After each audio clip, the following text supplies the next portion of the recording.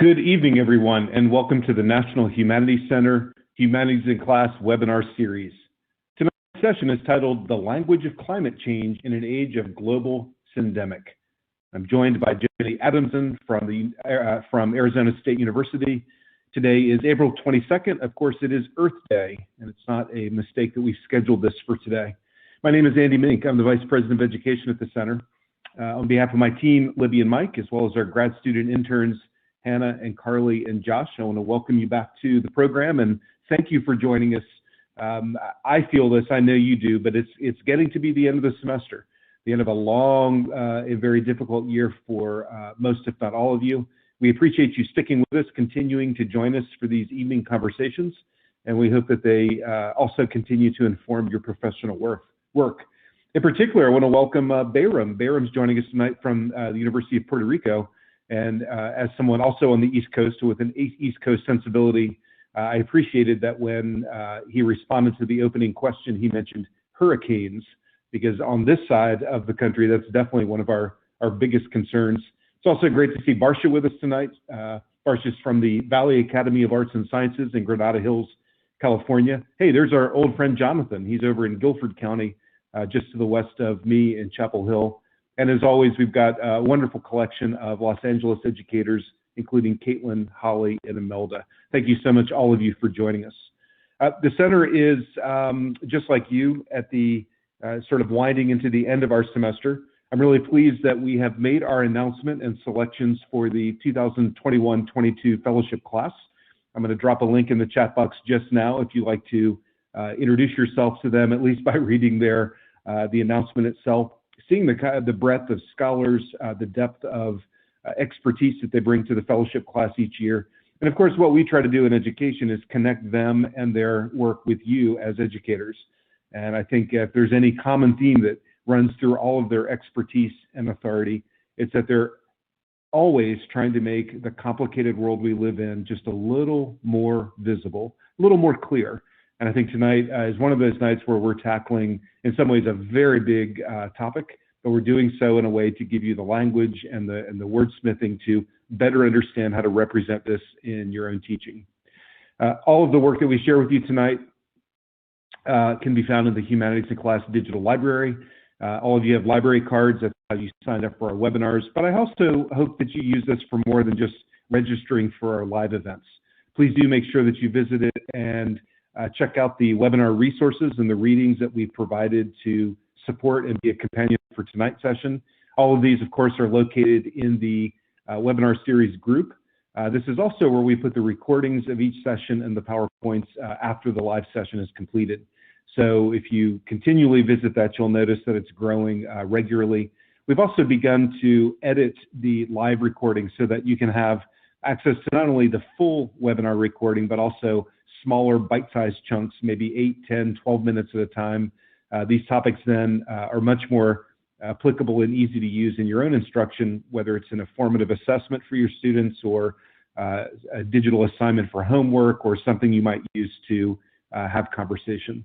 In addition to all the work that we've produced at the National Humanities Center, you'll also be able to find resources from many other humanities-based organizations. Nearly 90, in fact, and that does include many organizations who are working very prominently in that space, that intersection between the humanities and environmental sciences. All of the work that you'll find here is free and open, and I encourage you to use it not just as a place to get things, but as a place to comment and produce and publish your own work. It's kind of hard to believe that now that we're entering full-on spring, that we're almost completed. We've almost finished our webinar series for this year. We've only got 3 left. After tonight, we've got 3 more sessions. I do hope that you will join us and also share this with your colleagues across departments. Of course, each of our webinars does earn 5 professional development credit hours. Please be sure to check your spam box. Each night when you have completed your time with us, an automated link gets distributed from the system itself. So almost always that winds up being filtered out or in a spam if you can't find it. If though, like Abel, you have not been able to locate that documentation, I know it's very important to all of you as the year concludes. Send us an email, be patient with us, but don't worry about sending a second or a third email to myself and to Libby Taylor. and we'll be happy to track it down for you. Almost always, Libby's going to ask you to check your spam box first, so go ahead and do that before you email, and we will be happy to take care of that with you. It could also be, though, that you are in a position to want to either explore topics more deeply or to earn some more professional development credit hours. If so, I would encourage you to take a look at our online course portfolio. The next slate of courses opens in May, and we'd love to have any of you join those 5-week courses. The end of the year also means that I can much more formally and officially and with a bittersweet voice thank our Teacher Advisory Council for all of their hard work this year. It's wonderful to work with educators from across the country, across disciplines, and across backgrounds. If any of you would like to join next year's council, the application process is currently open and we're accepting applications until May the 3rd. As a part of that, you'll notice that we do ask for a supervisor letter of support. That's not necessarily intended to be a reference letter. It's more, frankly, our way of making sure that your supervisor knows that we're going to bring you to North Carolina next fall for several days. And we don't want them to pretend like they don't know when you ask for a substitute teacher. So you've got a little bit more time to pull those documents together. I'm going to drop the link in the chat box right now, and if you have any questions, please do reach out to me directly. So tonight's webinar is really meant to be conversational, and that means that we would love to have your comments and your questions and your remarks as Professor Adamson shares her expertise and background. Don't forget that if our voices, for some reason, you can't make them out clearly, you can, first of all, check the audio. But I hate to say it, sometimes the best remedy is to simply refresh your screen or to log out and come back in. That will not disrupt your log of attendance. So that's a cumulative function in the system. So don't worry about that. But if you have those kinds of issues, we're going to ask you to troubleshoot for yourself. So again, I want to thank you for joining us tonight. Tonight's session is titled The Language of Climate Change in an Age of Global Syndemic. I'm joined by Joni Adamson, who's the President's Professor of Environmental Humanities at Arizona State University. I was also very fortunate to spend a year getting to know Joni when she was a fellow at the center in 2018-19. We're also joined by TAC member Lindsay Galveo. Lindsay's a social studies teacher at the Dana Hall School in Wesley, Massachusetts, just outside of Boston. Lindsay has done some work pulling together resources that are in the webinar group. She'll also be dropping direct links in the chat tonight to give you a chance to see other supporting and instructional resources that you might find valuable. So with that, Joni, I'm going to welcome you to the stage, give you the microphone, step back to the side. Hey, Joni, can you hear me all the way out there in Arizona? Yes, I can hear you. Can you hear me? I can. Thank you so much for joining. It really is a pleasure to have you join us, particularly today on Earth Day.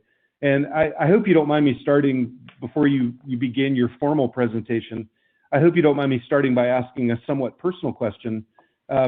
Professor, what did you do for Earth Day today? What was your Earth Day celebration like? Well, probably a lot of the educators in the room will be able to relate to this. I graded papers all day long. And also my son was born on Earth Day, so we always celebrate Earth Day birthday on Earth Day. Wow, that's fantastic. It's it's remarkable to me how Earth Day has become something that we note. If we don't celebrate it, at least it's part of the sort of common language of it's one of those days. And you and I have spoken a lot about this. We hosted a conference several years ago where language was central to our understanding of climate change. In your own experience, how has language really shifted, let's say just in the last 20 years, when Earth Day is now a part of our common vocabulary? My kids who are in their late teens, early 20s would never consider not recycling. How have things changed in your view?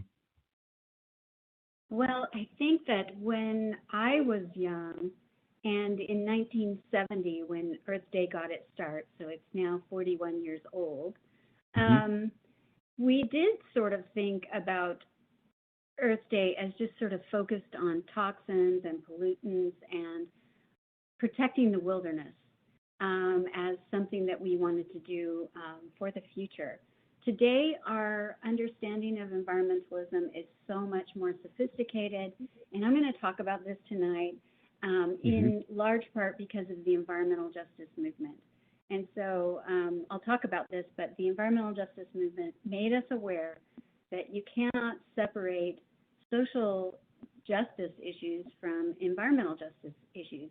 And so they really, really made our understanding of what quote unquote environmentalism or Earth Day should be about. And I hope to elaborate on that tonight.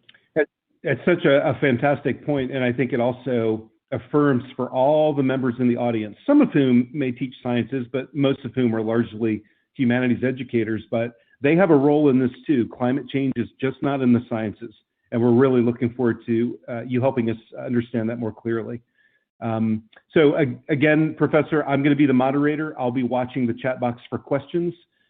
You can control the slides though, and we're anxious to see where this takes us.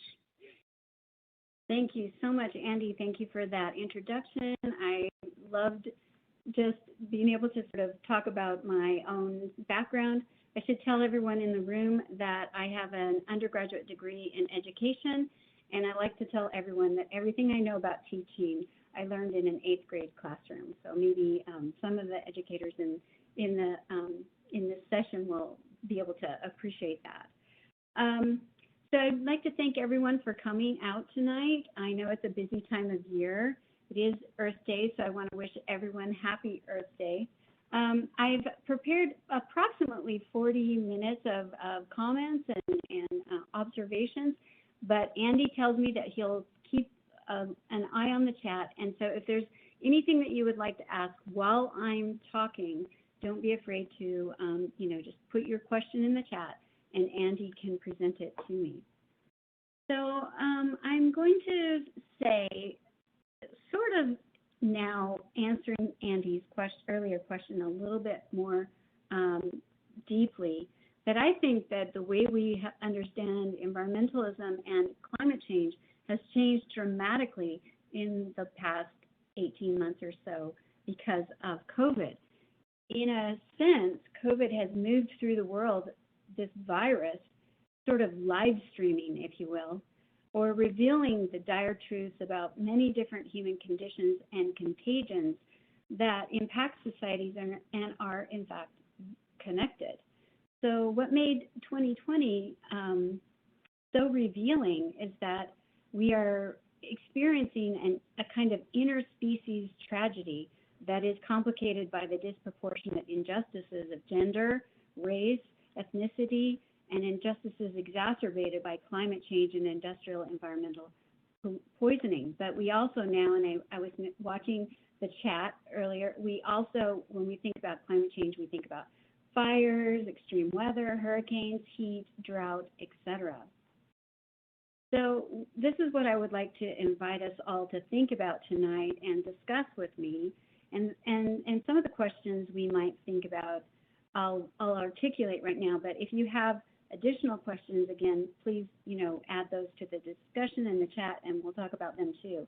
The questions I've been sort of thinking about for tonight to discuss is, how will we speak about this new normal, this pandemic era in which we understand that, in fact, the virus was catalyzed by climate change?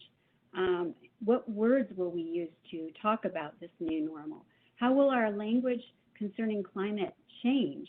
How will it continue to evolve? And how will we educate our students and the public to understand as much about the role of viruses in planetary cycles as they do about glaciers melting or polar bears going extinct?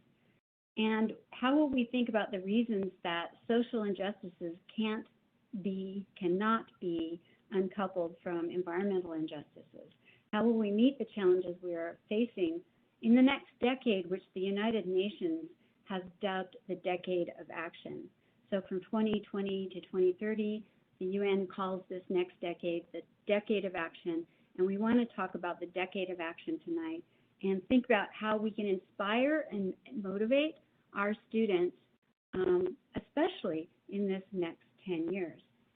So three themes, as we sort of go through those questions, three themes that I'll try to really unpack are, first, environmental discourse, or the notion of how we talk about the environment or climate.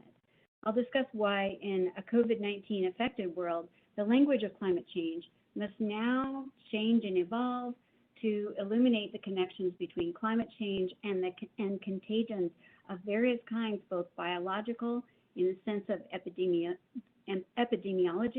and anthropogenic in the sense of human-caused or human-driven environmental change on a global scale. And I'll discuss why we can sort of focus on keywords to make our discourse more clear. Second, I want to focus on why the environmental justice movement has been so critical to the formation of the way we think about nature, environment, ecology, and how the environmental justice movement has really reshaped the keywords that are so critical to our understanding of the environment and climate change. So the keywords environmental justice, climate justice, and intergenerational justice have now come into this discourse to kind of change and evolve our discourse. The third thing I'd like to briefly discuss is just the way my field, the environmental humanities, is becoming or has become over the last 20 years what I'll call a community of purpose. And use that discussion to sort of think about how we in our classrooms can also become a kind of community of purpose to employ the strengths and methodologies of the humanities and our teaching in projects and lesson plans that we are creating in this decade of action. Okay, let's go ahead and get started. And the first thing we'll talk about is keywords. I work at ASU, which established the world's first school of sustainability. And as far back as 2006, whenever I entered the room with a group of sustainability scholars or research scientists, I noticed that they didn't always understand what the humanities were or why I was there. And I also noticed that sometimes we were using the same words, but we didn't use them with the same meaning. So humanities was one of those words we were not sort of understanding in the same way. And Anthropocene was also a word. The word was becoming common. Everybody was sort of using this word to denote the idea that humans had had such an impact on the planet that we were changing everything, all our biogeochemical systems, the atmosphere, the biosphere, the soil, everything. We were changing everything. But the way the humanists were using the words and the way the social scientists and scientists were using the word were sometimes different. So two of my colleagues, Bill Gleason at Princeton and David Pello at University of California, Santa Barbara, decided to put together a book called Keywords for Environmental Studies. And what we decided was to put together 60 keywords that we thought should be discussed across all the disciplines so that people could kind of start on common ground and agree with each other as they came into the room to put together interdisciplinary projects or lesson plans or teaching. And so we came up with a list of 60 keywords that we thought would be important to all of the disciplines that we currently call environmental studies. And it turns out that, in fact, this project took us 9 years. We thought that the project would take us 2 years, but it in fact took us 9 years because it was harder than you would think to get people to write short, accessible, publicly, accessible essays about what is the history of the word nature and what does that mean, and how have people used the word nature across time and across cultures. And people were sort of hesitant to say yes to this project because that's actually quite a complicated project to say, yes, I'll write Anthropocene, the keyword Anthropocene, or yes, I'll write the keyword on nature. So it in fact took us 9 years because we did find 60 people to write the 60 keywords. But then we also wanted to get humanists to read all the entries, scientists to read all the entries, and social scientists to read all the entries, so that everybody agreed that we were all kind of on the same page about these keywords. And let me just give you one example. We all agreed that Anthropocene should be a key term that we defined in this book. And so we put that word into our list of, and then we asked the Anthropocene working group to write the entry.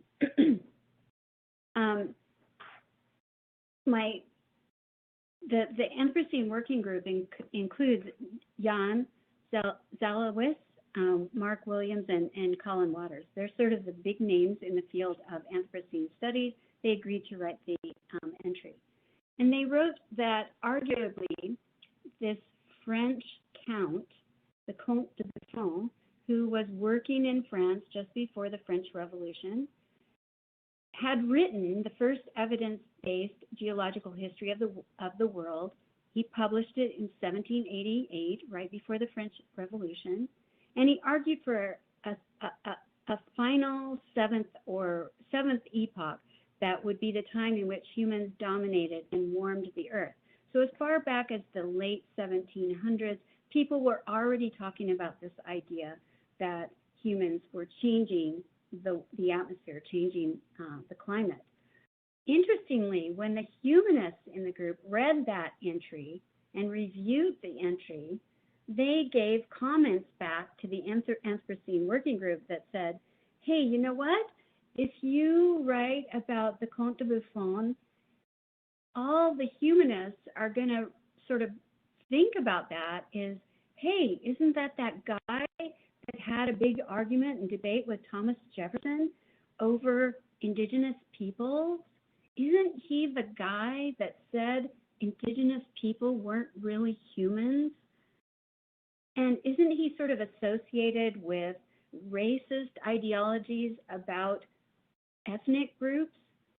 And so the Anthropocene working group had to sort of go back to their keyword and say, you know what, we need to rewrite that a little bit, and we need to say, indeed, the Comte de Buffon had gotten into this debate with Thomas Jefferson, and he had argued that Europeans were stronger and more virile than indigenous North Americans, but we need to sort of acknowledge that he may have been right on the science elements of this notion about human impacts on the earth, but he was completely wrong on his racial deterministic theory. So it was a really interesting process to write these keywords and to try to come onto the same page, scientists, social scientists, humanists, so that we could all sort of agree to agree. When we say Anthropocene, this is what we mean. This is kind of, we're agreeing to where it starts, and we're agreeing that these are the things that need to be acknowledged when we talk about this keyword. So this just gives you a sense, I hope, about why composing discussions about keywords across disciplines can be so important and so rewarding and so generative in environmental discourses. And I use this keywords book in every one of my courses. I won't assign all the 60 keywords. I never ask my students to read all of them, but maybe I'll assign 5 of the keywords. And students will read 5 of the keywords, and they'll, of course, read additional keywords. And it's just really fun to introduce them to this environmental discourse and allow them to start becoming the experts in the discussion. So now I want to talk about the influence of the environmental justice movement on the way in which we began thinking about the most important words in environmental discourse or discussions about climate change. You might agree that nature, culture, ecology, biology are some of the most important keywords when we talk about climate change.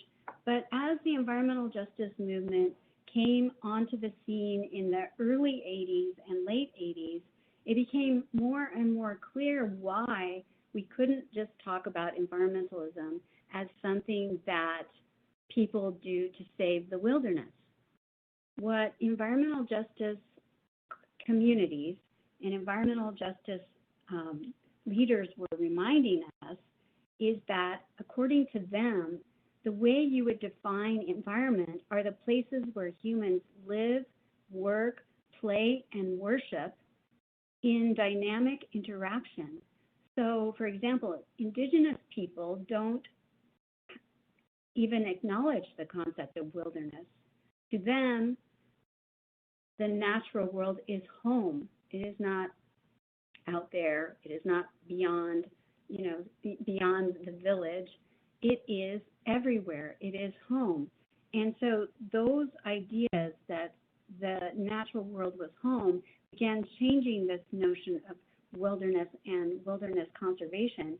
And African American environmental justice spokespersons such as Robert Bullard called upon environmentalists concerned for the wilderness to see the siding of polluting industries in communities of color as a form of racism or environmental racism, and to connect long histories of imperialism, slavery, and extractive practices in agriculture, logging, mining, and fishing as much as concerning as, say, cutting down the wilderness or cutting down the trees.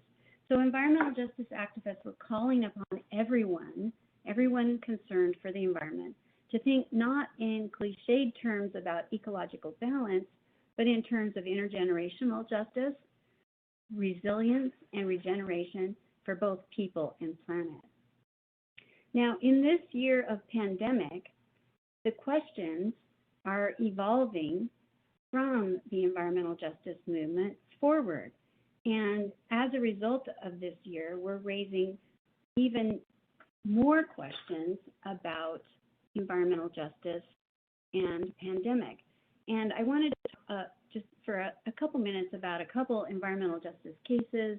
I think that most of you will be aware of these cases, and I want to just use them as a kind of background for the notion of COVID-19 spreading rapidly through some of the same communities that identify themselves as environmental justice communities.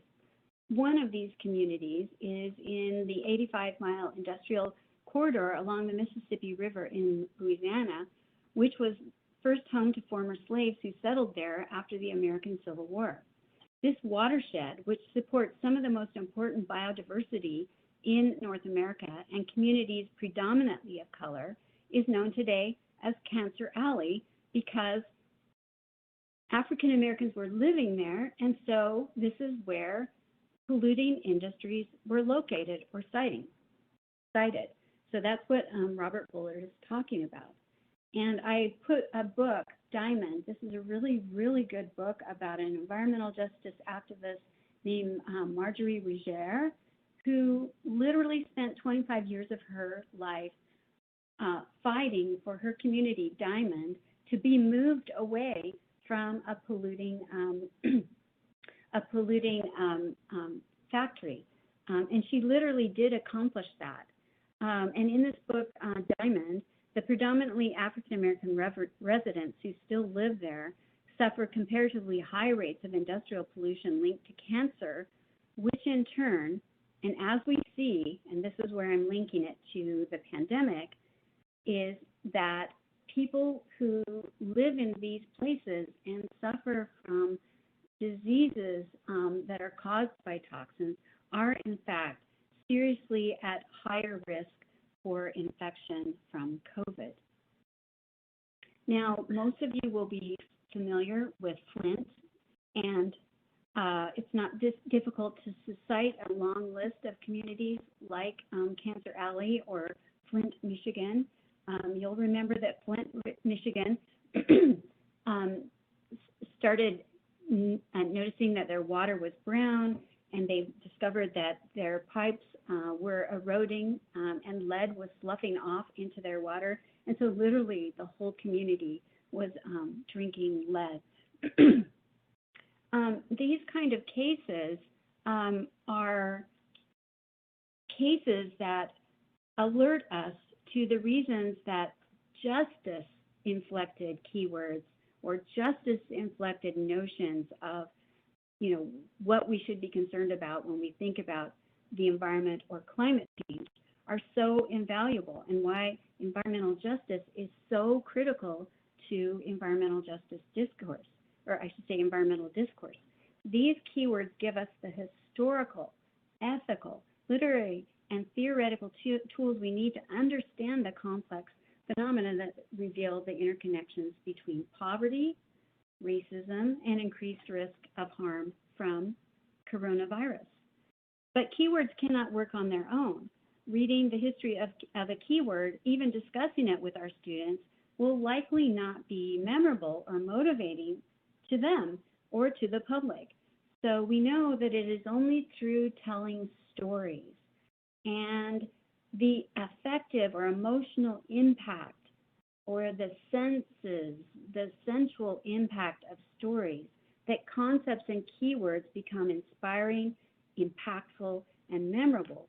So one of the books I teach, which I call the literature of environmental justice, is So Far from God, which is set in the Southwest in New Mexico, where I live in the Southwestern American desert area. And I like to teach novels like So Far from God because it captures the spirit of the environmental justice movement. And in this book, essentially what you see is this small New Mexican community where a toxic factory is sited. Now, New Mexico is home to, as many of you may know, uranium tailings from uranium mines. So there's a whole sort of panoply of polluting industries and extractive industries. And Ana Castillo sort of highlights these in this really entertaining, fun to read novel. It's so fun to read because it reads kind of like a Mexican telenovela. So if you've ever watched a Mexican telenovela, this is a novel that reads that way. And so the students just have a really good time reading it, but there's some really sort of complex, even tragic things that happen in the novel. And one of them is that the mother of 4 daughters loses her daughters to various hazards. She loses one daughter to the chemicals from the factory. She loses another daughter to the Iraq War. She loses another daughter to the trauma of rape and violence. And so there's this really, really important, impactful scene where she and many of the other mothers in the community, and this is really reflective of the environmental justice movement, which has really been organized by moms and women concerned for their children. So in this scene, these Navajo, Diné, Latinx mothers who have lost children to various toxins or violence, they transform this Catholic Way of the Cross religious procession into an environmental justice event. And at each stop of the procession, they lament the babies born with brain damage and cancer clusters. They understand to be linked to the toxins, that are seeping into the water and soils of New Mexico. And they link these toxins to the factories or the mines in their communities. And in one really, really powerful quote, one of the mothers says, quote, "We care about saving the whales and the rainforests, but we, as a people, are being eliminated from the ecosystem too." So in other words, most of our students understand what climate change is, and they know about the extinction rates of polar bears or whales, and they're really concerned about that, as are we all. But this novel, in a really entertaining way, asks questions like, why do we need to understand the connection between toxins and climate change? Why do we need to understand keywords like environmental justice or intergenerational justice? What is the urgency that it takes for us to understand why these environmental justice activists are essentially saying that poor communities and communities of color cannot be targeted for these really racist processes like the citing of polluting industry. So this brings us to the last year. Again, this brings us to the last year. Castillo's novel with the moms asking, who cares about us? Doesn't anyone care about us? We're going extinct too. It helps illuminate why many of the communities calling for environmental justice and intergenerational justice, Flint, the Cancer Alley, other places, are the same communities that are calling for fair policing after the death of George Floyd, who was killed by police in Minneapolis, Minnesota in May of 2020.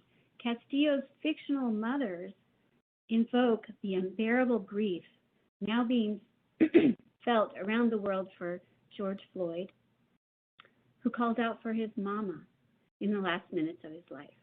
His words and death have invoked the grief of Black and brown mothers, fathers, brothers, sisters who have lost family members in escalating numbers to police violence and now to COVID-19. And just this past week, there was another murder in Minnesota. The last thing that Dante Wright did before he was shot by police was call his mother. Both the Floyd and Wright families are calling passionately for a radical anti-racist response to white privilege as a basis for health, well-being, and the very lives of people of color and the very well-being of the planet Earth. They're basically saying all of these things are connected. They have joined with people around the world who are spilling out onto the streets to call for deep and honest reflection on the connections between discrimination, police murders, racialized settings of polluting industries, white privilege, extractive practices,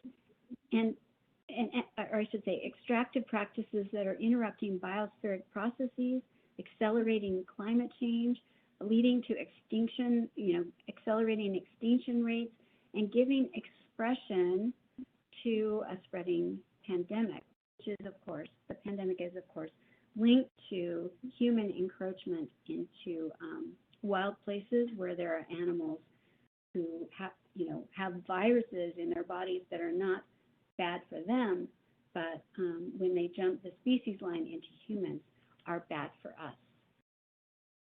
So this brings Professor, I wonder if I could interrupt you for a moment and ask, we've got some questions and some comments that are starting to queue up, and this is really a fascinating way to layer and then unlayer these things together.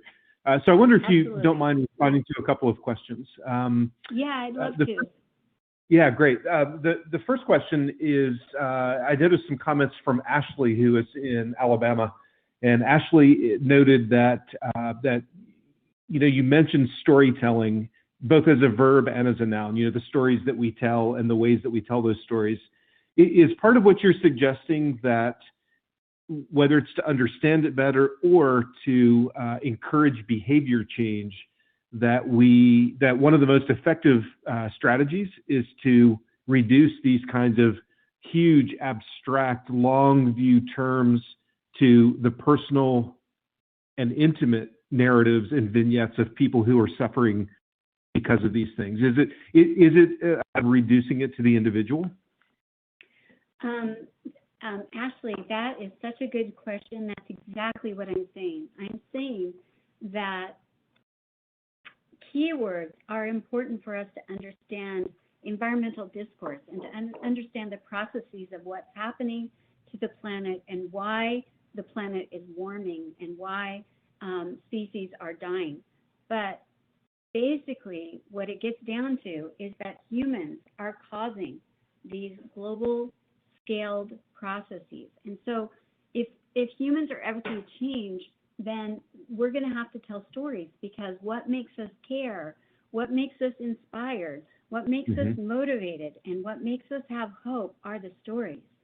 So the reason why Ana Castillo puts her novel in such an entertaining, pleasurable form essentially a written telenovela, and there's so much humor in it and so many, things you can relate to, is because you will want to know more about polluting industries and the citing of industries in communities of color if you read this novel. It's so compelling. So a narrative, a story, is so much more compelling than data or facts. And although we need the data and we need the facts, it will be the stories that make our students want to understand the data and the facts in this narrative framing. And I hope what I just conveyed about George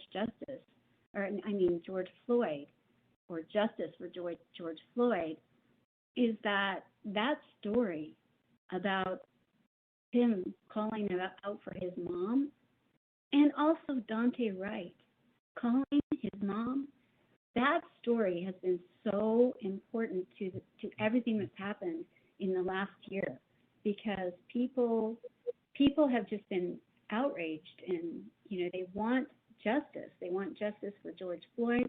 They want justice for all the kids who have been murdered. And this is a theme that you see so strongly in So Far From God. There's a mom, she has 4 kids, and she loses each one of them to some sort of violent or really racially motivated incident. And so in this incredibly, compelling narrative, Ana Castillo gives us all the sort of understanding that we might need to understand why so many Black and brown mothers are completely outraged by what happened to George Floyd, to all of the people whose names we need to say. So I hope that answers your question. Yeah, it does. That's really a lovely way to address it as well. I've got one more question, and I don't want to take this too much sideways. And if you're going to be talking more about this a little bit later, we can pause it. But I wonder if, as a follow-up, we can respond to Domingo. Actually submitted a question. Domingo's in California, and wondered if you could talk a little bit about we're talking about stories, we're talking about narratives, the power of those stories to motivate and connect and help us understand. But the truth is, particularly with climate change and with other kind of catastrophic events, a lot of the literature and the stories are dystopian, right? They're zombie apocalypse and world pandemics and end of time. So talk to us a little bit about the difference between dystopian and utopian stories in literature, and the ways that in the ways that you're saying it's a good strategy to understand climate change. And who asked that question? What was the name? That was Domingo. Domingo, that's such a good question. And I think I might, in fact, delay that question for just a little while, because at the end of this talk, I am going to be talking about dystopian literature and how we can use dystopian literature to give hope. So, Domingo, can I come back to your question in just a little while? Yeah, absolutely. We'll put a pin in that. But I think, it's a good thing to kind of put front and center. And, I personally have really appreciated the way you've tied this argument not only into current events and to some very specific examples, but those examples that bring out empathy and the sort of the humane nature of us engaging with this. So yeah, I'll bring that back up. But thank you for considering it. Yeah. So essentially, I've been talking about the literature of environmental justice, and I'm going to be talking a little bit more about the literature of environmental justice, but I'm going to take it forward to the literature of climate change, or cli-fi, climate fiction. And so it's at that point, Domingo, that I'm going to come back to your question. So as we talk about keywords, one of the new keywords that we're adding as a result of 2020 is this concept of global syndemic. Now, I'm not going to go over this whole definition, but it's basically the idea that there are pandemics that can occur synchronously. But mainly, it's tying together things like obesity, malnutrition, and climate change. It's saying that they're linked, that obesity is a pandemic, malnutrition is a pandemic, and they're all sort of exacerbated by climate change. But in the last year, what we've seen is that obesity, malnutrition, and climate change can be linked to pandemic, in that if you're suffering from any of these maladies, then you're going to be more at risk for the virus. So what I hope to do in the next slide is explain how environmental justice has something really important to tell us about syndemic or global syndemic, or the notion that there can be linked pandemics, and that racism can be a pandemic, police violence can be seen as a pandemic. And so with George Floyd, for example, he had COVID-19 at the time he was murdered. So police violence, living in a community where there's food insecurities and pollution, all of this comes together in a syndemic or synchronous array of pandemics. Now we're going to turn to Lucy Capahanso. She is a Navajo Dene author, and she wrote a book called The Women Are Singing. It's a book of poetry and prose. It's really beautiful.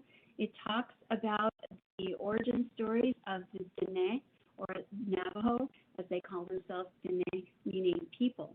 In this story, she talks about how the Navajo people consider themselves to have emerged up through Canyon Se'ye, or as it's called on the Arizona map and New Mexico map, Canyon de Chelly. So they see themselves as a people having emerged into this green valley with a lot of water, and the blood of their mothers' wombs is sort of metaphorically on the walls of this beautiful red canyon. So it's the place of emergence, it's the place of birth, it's a place of water, it's a place where they grew their crops, and where they were living in 1864, when the U.S. cavalry decided that the Navajo needed to be rounded up and taken to a place called Bosque Redondo, or Fort Sumner, in the south of New Mexico. So in 1864, Kit Carson, who is remembered as a hero in American history, rounded up 8,000 Dene, killed all of their sheep, in other words, one of their main food sources and a source of wool, so the source of their clothes, burned their gardens and marched them 300 miles south, killing those who lingered or couldn't make it or who were pregnant. And so by the time they got there, they were already exhausted and starved, and they came to this place where there was only brackish water to drink. Needless to say, many of them died in that place. Now, 4 years later, the U.S. military allowed the Dene to go home. They determined that there were no minerals that they needed to extract anywhere on the Navajo Nation. They were, of course, wrong about that. Thank goodness they didn't find them. But they let the Navajo go back, but they never let them go back to their traditional foodways. They never let them hunt and gather again, and so they were forced to continue eating the government-distributed processed foods that they had come to depend on at Fort Sumner or Bosque Redondo. Now, today, 160 years later, this interruption of their food traditions still lingers. Today, 160 years later, these historical traumas remain in the form of ongoing food and housing insecurities and higher rates of cancer linked to coal and uranium extraction, but also food insecurities that lead to high rates of type 2 diabetes among the Dene, and are linked to the reasons why the Navajo Nation remains a food desert with only 13 full-service grocery stores on a 27,000 square mile Navajo Nation. So many people rely on these convenience stores, which tend not to sell healthy food, and as a result lead to or exacerbate type 2 diabetes. Diabetes is the most common disease among Black, Indigenous, and people of color in the Americas. So this Western diet, and many of you in this audience will already know this, that it's a disease that results when the body can't break down refined sugars and starches. But it's also the reason why the indigenous people on the Navajo and Tohono nations were, in fact, some of the highest impacted people for COVID-19. And this is one of the reasons why food justice or food sovereignty is one of the movements that has emerged out of the environmental justice movement as one of the most important movements on indigenous nations, because they want to restore healthy foods and culturally meaningful foods to restore their health, and as a result, to fight against diseases like COVID-19. So now I just want to turn back to the environmental humanities, and we'll be sort of trying to get quickly to Domingo's question again, where we start talking about climate fiction. But turning back to the environmental humanities, which has been a field since about the year 2000, the same year that scientists started talking about the Anthropocene, the age of the human, and the impact of humans on the planet, is the year that humanists also began building this new field that would be interdisciplinary and address the reasons why humans were causing climate change and causing extinction rates. So the environmental humanities is a field that seeks to build desirable, just futures, futures in which climate change won't turn our planet into apocalypse. This is kind of connecting to Domingo's question, and where we will be healthy enough to fight viruses, say, for example, like COVID-19, or food injustices, and in which we'll be able to fight against violent policing and change things for the future. The environmental humanities could be said to be a community of interest that is trying to change itself into what we call a community of purpose that will actually be able to make real changes in the real world. But how do you do that? How do we go about changing our communities? How do we go about helping our students process and acquire the language to discuss and respond what's going on? I noticed in the chat at the beginning that people were saying that hopelessness is one of the words that they associate with climate change, which in fact, hopelessness is a problem. People feel like they don't know what to do or how they can change things. And so, how are we as teachers going to give our students the tools and the language they need to be able to feel like they're not helpless and they don't have to be hopeless? So we're already starting to see, and this is an article in the New York Times that I took a screenshot from.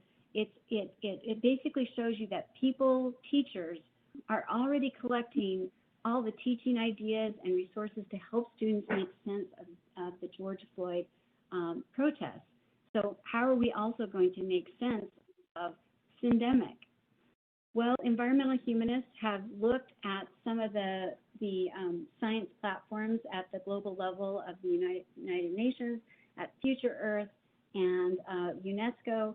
And one of the things that they want to do is start contributing to and working on projects at that international level.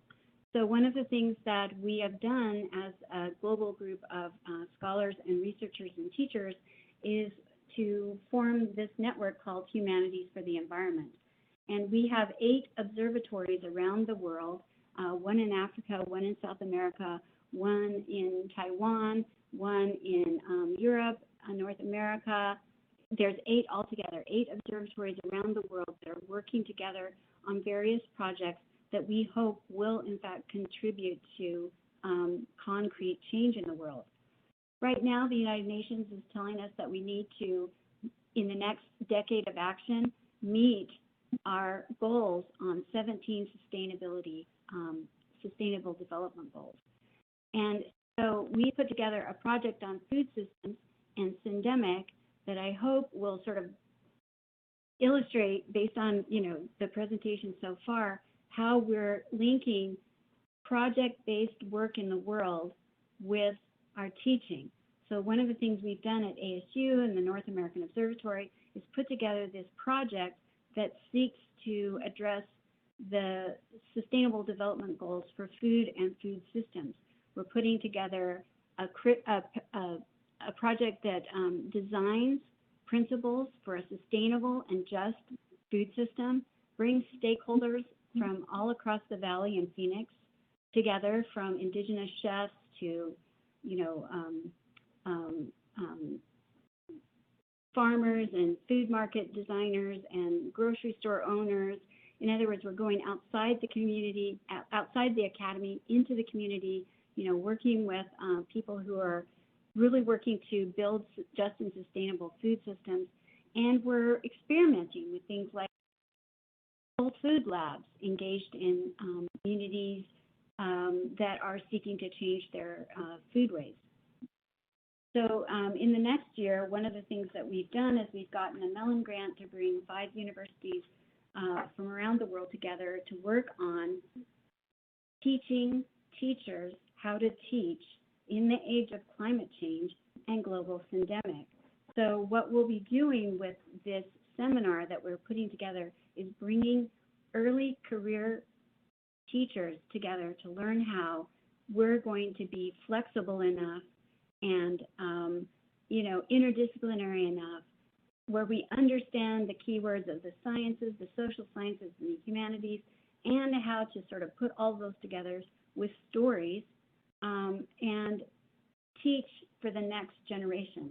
So beyond the decade of action, all the way to 2050. We need to change the ways we teach, more interdisciplinarity, more flexibility. We've put together a project called Dinner 2040 that brings our entire community together to think about what we want our food system in Phoenix, Arizona to look like in the year 2040. We've literally held 3 dinners now where we bring all these stakeholders together to talk about what we need to do to have a sustainable, drought-tolerant food system by 2040. So now linking this to my teaching and coming back to Domingo's excellent question about dystopian and utopian communities, I do use dystopian climate fiction, usually set in the future, usually on a sort of collapsed world, in my teaching. I have found that there are ways to teach students about complexity and help them better understand the keywords we just discussed today, and to think about how they might engage in the next 10 years in the decade of action by reading these dystopian novels. What we do is we ask students to watch a film like Soylent Green.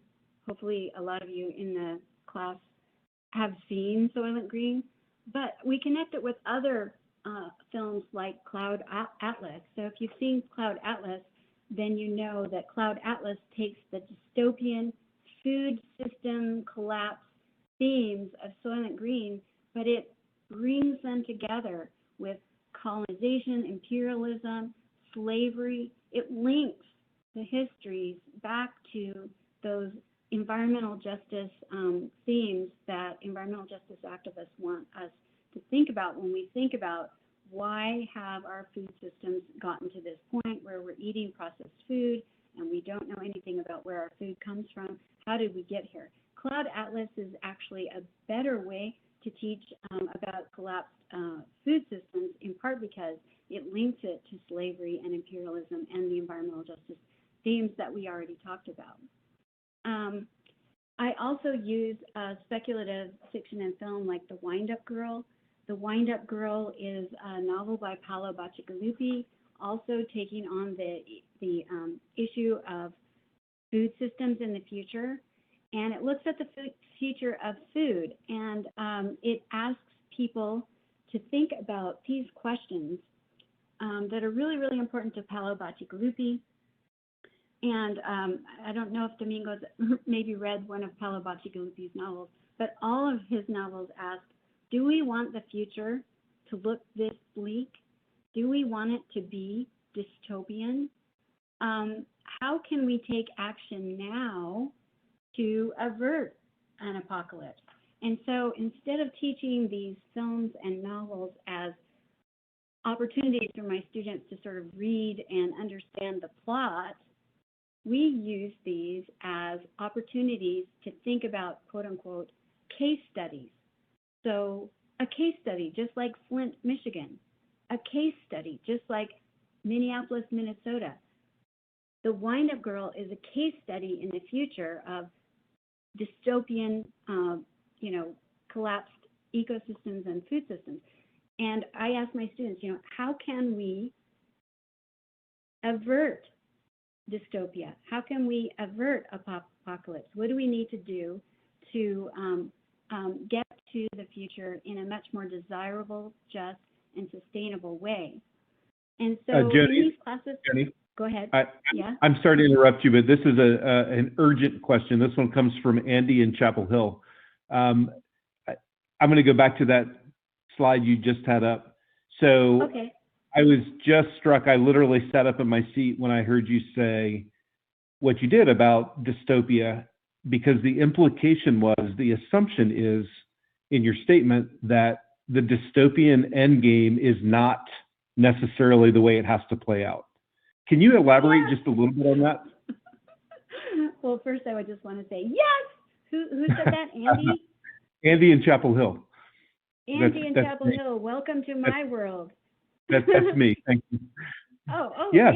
Andy Mink in Chapel Hill. Yeah, yes, so tell me more about that. Okay, so at ASU, we definitely believe that we can plan for a different future. We believe that there are many different futures and we can plan for them. If we do nothing, the future will look like the Wind-Up Girl. But there are many things we can do to plan to avert that future. If we use the Colorado River as just one example, we've known for 40 years that we were over allocating the river water, the Colorado River water. Literally, it doesn't even reach the Baja anymore. It doesn't even get down to Mexico. So Mexico doesn't even get its share of the water. That's very unjust for those communities in Mexico. And we've known for 40 years. So Paolo Bacigalupi has another novel called The Water Knife, in which the characters are literally asking that question. Why, if we've known about this situation with water in the West for over 40 years, did we do nothing about it? And so with these dystopian novels, what we do is we don't read them for, the horrible ending. We read them to become more flexible thinkers. We want to ask the question, how can we recognize where the inflection points are? Where are the tipping points? Now, we already know that we're in a tipping point for climate change. We already know that we need to use the decade of action to dramatically decrease the amount of carbon that's going into our atmosphere. So it's an inflection point now. And what we do is we read these novels for the inflection points, because Paolo Bacigalupi, and even in Cloud Atlas, you can see where the inflection points are. Where did it happen where they could have made some different choices and had a different outcome? So we're using dystopian fiction to train our minds to be what Cornel West, one of my favorite African-American philosophers, likes to call jazz intellectual freedom fighters or jazz intellectual freedom thinkers.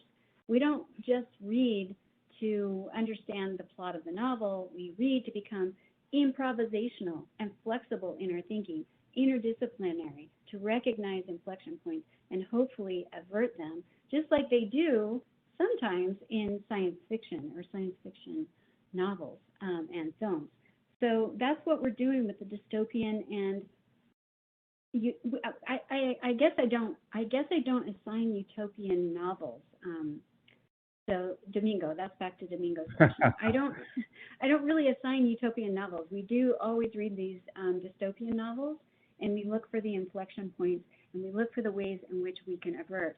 And then, just to wrap up this talk, because I'm wrapping it up right now, what I'll have my students do is connect with our project, Dinner 2040. So we're reading the fiction, we're thinking about how we can avert that dystopic future, but we're getting together literally for dinners we plan with all of the stakeholders throughout the whole valley, and we're talking to them about what do we need to do to plan for a more drought-tolerant future, one in which we employ ancient grains, drought-tolerant grains. Maybe we're going to have to get rid of the citrus that is using way too much water in the Valley of the Sun. Maybe we need, we need to decide which foods are sustainable, which foods are just, but we also want to plan for a future that is desirable, that is pleasurable, that is not apocalyptic, that is not dystopic. And to do that, we are going to have to plan. And we already have, the technologies. We already have the technologies to turn our future around, and we can turn our future around. And what we want to do with our Melon project is train the faculty, train the teachers who will learn to teach in these new, flexible, sort of jazz intellectual freedom thinker ways so that they can be teaching the students that are going to be carrying us through to 2050. So we have a really urgent decade of action from 2020 to 2030. But then after that, from 2030 to 2050, our students, the ones we train, they're the ones that are going to be in charge of the world. And we want their world to be livable and desirable and habitable. So we can use the methodologies of the humanities to plan these kinds of projects and to plan these kind of teaching, or I should say, teaching plans to train our students to be the thinkers and the leaders that we need for the next 30 years.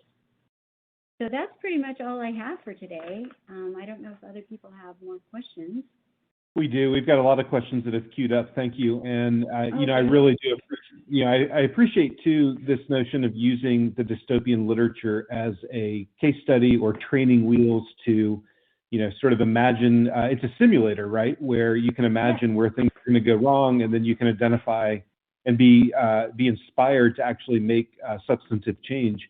And in a weird way, my background is history, and so I think historians and history teachers actually have the exact same problem, just for the past, not the future. That is to say, to constantly remind students that the way it played out didn't have to happen that way. There is no reason in the world. We all know the punchline. We know the way that certain events and certain decisions played out, but that didn't have to happen the way it did.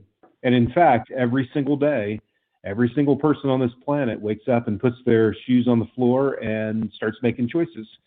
So I think it's really inspirational, actually, to hear you describe that in the future tense as well.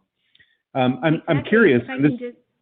If I can just add something really quickly, Paolo Bacigalupi in The Water Knife literally makes Cadillac Desert, which is a history, a history book about the Colorado River. He literally makes Cadillac Desert a character in the novel. So there's one of the characters that is carrying Cadillac Desert literally around underneath her arm for almost all the novel. It's just this huge sort of red flag that asks, why didn't you do something differently? You had Cadillac Desert. You knew everything about the Colorado River. Why didn't you do something differently? So right. Pairing up these case studies, historic environmental justice case studies, with environmental studies like Cadillac Desert and fiction can really be a humanities methodology that works in the classroom to allow our students to enter into the discourse that we need them to understand to take us into the next 30 years. Yeah, fantastic. This question is from Laura. She's in Westchester County, just outside of Philadelphia, just to the west of Philadelphia.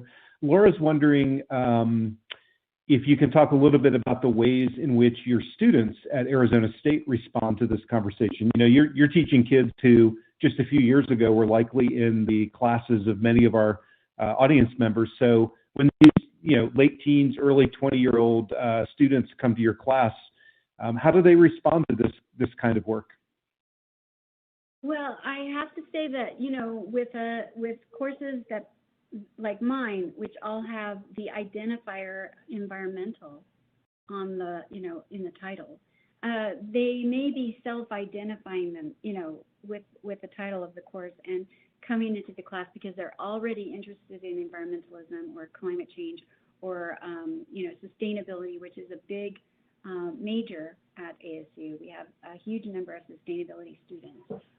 So they may be self-selecting, but I also have to point out that all of my courses have gen ed, they fulfill gen ed requirements. So I do get a large number of students that are there just for the gen eds. And I think they do go out of the class having a lot more hope. One of the stories that I wanted to tell the audience, because I saw the chat before the webinar started, is that I used to teach quote unquote environmental studies. But then when I discovered that the students were going away with that hopelessness and helplessness because about climate change, it looked like it's all over. But then I discovered food studies and food systems, and I learned the way in which you could talk about all the same processes that are at work with climate change, but from the perspective of the food that we put in our mouth. So every single person on the planet has to eat every single day, which means every single day you're making choices about what to eat that may be, for some richer people, easier than for other people who may not have as much economic advantages, or even just be in a place where they have access to healthy food. I talked about food deserts. And so in our classes, we start by talking about what is the food that your grandma made that was always served at a holiday. And maybe it's a tamale, or maybe it is, you know, Swedish powdered sugar cookies. Whatever those foods are, what I do is I say, okay, what I'd like you to do is write the story of your grandma serving that cookie and how what does it look like at your house when you're eating this food? How does it taste? And then we go from there to just isolating one ingredient from the special food. Maybe it's corn, maybe it's flour, maybe it's the olives that some people put in their tamales. You know, and we literally trace the food history of that seed, that grain, back to its first origination, and we discover that most of our foods have been domesticated over about 10,000 years by people in a place who understood the relationship between the seasons and the soil. And they domesticated these seeds over literally 10 to 12,000 years, and almost all of our foods can be traced to that long legacy of farmers, agriculturalists. And then we can talk about things like, you know, what makes crops grow? What does the soil need to be healthy? And we can talk about every environmental issue that contributes to climate change, including the death of soil from pesticides and herbicides, or algae blooms in the ocean from pesticides and herbicides. We can talk about all of these really sort of quote unquote depressing subjects, but we're doing it from the perspective of grandma's tamales or, you know, grandma's cookies. And they begin to see that they are actors and that they do have power to make choices, and that as a society, especially after 2020, we understand that racism and, you know, discrimination is a huge, huge structural impediment to whole communities of people. And so that to fix the system, it isn't just going to be about individual food choices, but it's going to be about these communal structures of transformation or transition. And that's what the project Dinner 2040 does.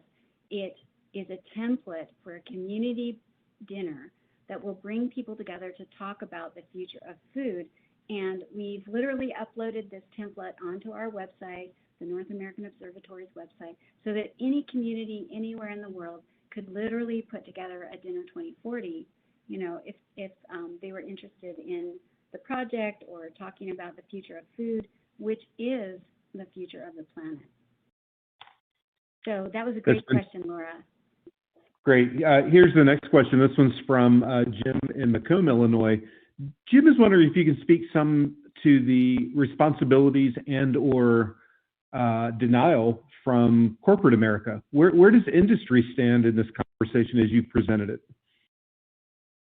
Well, because, you know, I work in a university that's funded by these big corporations, and I understand that we're all implicated in this system.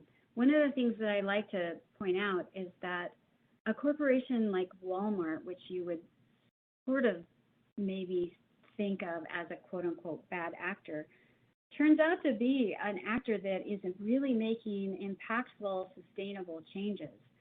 So when a corporation like Walmart figures out that if they reduce their packaging by 5% or 10%, and then they reduce their packaging all over the world, it really makes a huge impact on carbon, on Walmart's carbon footprint. And so I think what we're starting to see, even with the oil companies, we're starting to see the recognition and the acknowledgement that we have indeed reached a tipping point, not a tipping point that is just associated with climate point, but literally price point on solar and wind. We have tipped over the price point. We are now looking at solar and wind being cheaper and more accessible than fracking and oil. So while we'll continue to use oil for, you know, however long, or who knows how long, already even BP, Exxon, Shell, they're already recognizing that the price point has tipped, and they're already moving in a direction that suggests that they're going to be probably bigger and bigger players in the direction of sustainability. So that's a great question, Jim, and I think that we have to be interested in getting corporations to work with us and not just sort of giving up, but literally working hard to work with them, even though they have kind of a checkered record. Right. This next question, and I realize what I'm doing inadvertently is I'm reversing the Russian eggs, right? I'm actually going from where you started with the local individual vignette, and now my questions are increasingly getting larger in terms of scope of the players. Most of tonight you've talked in the context of North America, but I did notice that the Mellon-funded project you mentioned will be meeting in South Africa, and you've got a variety of universities from around the world. Talk to us a little bit about the global perspective of what you're sharing. So, you know, this is not an American issue. This is not a political boundary issue. So how are other places, countries, cultures responding to what you're sharing? So we have purposefully organized the Humanities for the Environment Global Observatories as a distributed network. So it's distributed throughout the Global South, and the network will continue to grow as we add observatories around the world.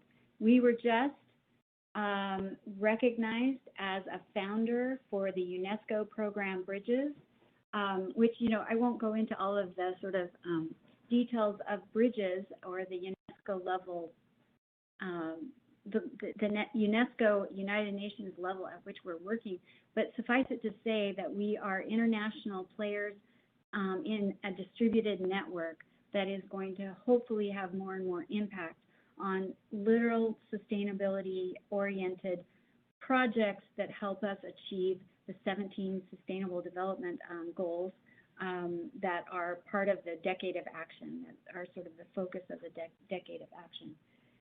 All of our observatories foreground indigenous knowledges, and all of our observatories purposely say we don't need to just look forward at solar technologies and wind technologies and future technologies. Rather, what we want to do is have a 360 perspective. So if looking to the future is a 180, sort of, just looking one direction in front of you, we want to have a 360 perspective in which we look at where we're at right now, where we've been in the past, and we want to always be aware of the things that worked in the past that can still work now. So the reason why I talked about ancient grains is because that in every place in the world, there were and still are ancient drought-tolerant grains that were always brought out in a drought. So if we could begin working with some of those ancient drought-tolerant grains, we could reduce our impact on water. So right now we are working with these big agricultural systems that typically use too much water, that draw too much water out of the aquifer. But we're also, as an observatory network, and working at the level of UNESCO and United Nations, we are always looking at those ancient methodologies and techniques that in fact still work. So whether that's water capture in the Middle East in deserts, or whether that is ways to purify water that are actually low tech and can be implemented in every little village without big infrastructure. So we're distributed through the global south and we're networked through the global north, because what happens is that you can often use, hopefully, the resources of the global south or the resources of the global north to fund a lot of the projects going on in the global south that have a lot to offer if we scale them up for global impact. So your question is really important, and we could spend hours on just that question. That's such an important question. Yeah. Next question, and possibly the last question for tonight, Joni, comes from Erica. She's joining us from Los Angeles Unified. She notes that her students, for the most part, have very little control over sustainable decisions they can make in their lives. Her concern is that due to this, they'll fall into a habit of apathy and helplessness. What are some small things that young people, minors, can do to decrease their global impact, or at the very least stay engaged? Do you have some suggestions on what young people can do? Well, I would like to say, just getting your own water bottle so that you don't have to, use plastic. That's huge, actually, that's huge. And if you combine that with showing your students a film called Blue Gold, I don't know why, but this film called Blue Gold just absolutely electrifies my students and makes them want to get the reusable water bottle and reduce their plastic impact and reduce their use of, unrecyclable plastics. So that's one small thing. But I hope that if my talk tonight did anything, it might be to show that everything's connected. So, they don't have to work on recycling to work on climate change. If you're working against police violence, if you're working just, to go out for a protest against police violence, I hope my presentation tonight kind of showed how it's all connected.